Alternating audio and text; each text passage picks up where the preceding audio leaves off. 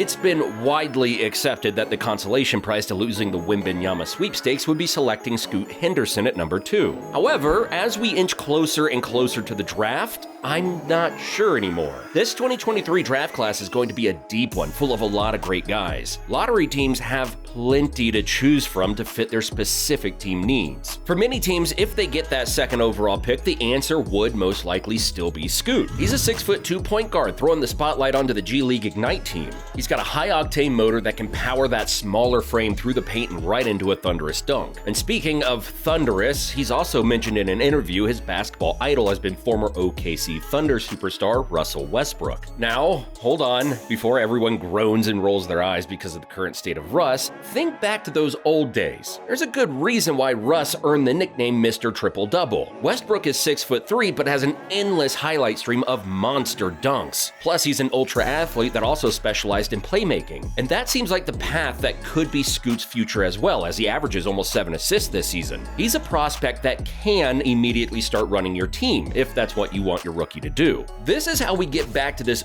very real possibility that NBA teams might find themselves passing up Scoot in favor of someone like the rising powers of Brandon Miller. Let's go ahead and dive into some of these teams and explain the logic. For starters, we got to take a look at the teams that have perfected the tank this year. Detroit, Houston, and San Antonio have been abysmal this season. They've already locked up the best odds in the draft. If any of these teams get the second pick, are they really taking Scoot? Detroit has now drafted back-to-back promising point guards, Cade Cunningham and Jaden Ivey. There is no way they're about to throw Scoot in there and create a growth-stunting logjam in the backcourt. They're really a team that could use another solid forward after trading away Sadiq Bey and holding on to the aging Bojan Bogdanovic. Houston could go a similar route as well. Jalen Green is a fantastic scorer who you would love to see keep the ball in his hands and grow as a decision maker. They also have Kevin Porter Jr., who's been constantly averaging 6 assists so far in his years in Houston. The dude is only 22, so he has a lot of time to grow. The other area of concern for Scoot to end up on the Rockets would be the defense. If you're starting Henderson and Green, with Porter either coming off the bench or at the 3, that's 3 guys 6'4" or shorter. Scoot may have a hunger to play both sides, but sooner or later, being barely over 6 feet tall is going to limit your defensive ceiling. San Antonio is the one top 3 team that I think should no-brainer take Scoot if they can. Greg Popovich and that Spurs training staff would help Scoot iron out his weak spots and highlight his speed, both with his feet and his decision-making. He'd get to play alongside Devin Vassell, Keldon Johnson, and Jeremy Sohan, a great young core going forward. Seriously though, besides the Spurs, what other tanking team is in desperate need of a new franchise point guard? The Pacers have the unreal talents of Tyrese Halliburton, plus other young guards and wings like Mathurin, Nesmith, and Nimhard. Not that those other names besides maybe Mathurin should be a full deterrent, but what I'm saying is Indiana kind of has it made in the shade already in the backcourt. In light of recent events, it does appear that the Thunder will be back in the mix for high lottery odds after starting the season hot. Could they draft their next Westbrook?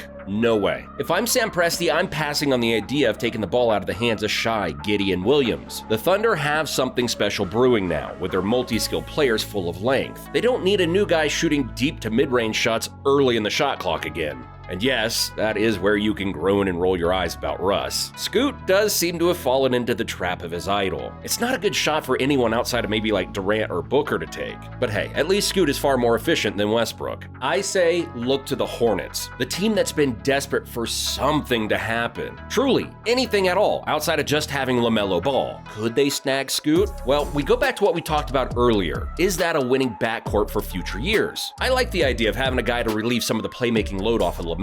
Scary Terry is cool, but not on the same timeline. But how is that defense going to work? It would come down to LaMelo really starting to fill out his 6'7" frame, or at least not look so lost so many times around the perimeter. So should MJ bet on that rubbing off onto Ball? I'm not convinced, honestly. If I were the Hornets, I would opt for Brandon Miller. He provides the size that this team desperately needs, as well as an offensive toolbox to get his own shot. Overall, there are still teams that would take Scoot at 2 for sure. I think Orlando would take him. Chicago needs some fresh life, and oh man, if the Lakers fall without LeBron and he ends up in New Orleans, that would be insane. Portland also might be desperate enough just to take the most talented guy and run back the next generation of Rip City Dame and CJ with Scoot and Anthony. Because that's the funny thing about Scoot Henderson. He's still overall the second most talented guy in this draft. He may idolize Westbrook, his shooting may be on the weaker side, and sometimes he can get tunnel vision, but the kid is just 19 years old and putting up 18 points and 7 assists per game against G League level competition. position. He is ready for the pros. It's just a matter of what teams are willing to make things work positionally for him. Let me know what you guys think down below. If your favorite team gets the second pick, who would you want them to take? Honestly, I'm just excited that it's a deep discussion outside of the number 1 overall pick this year. Thanks for watching, and we'll see you in the next one.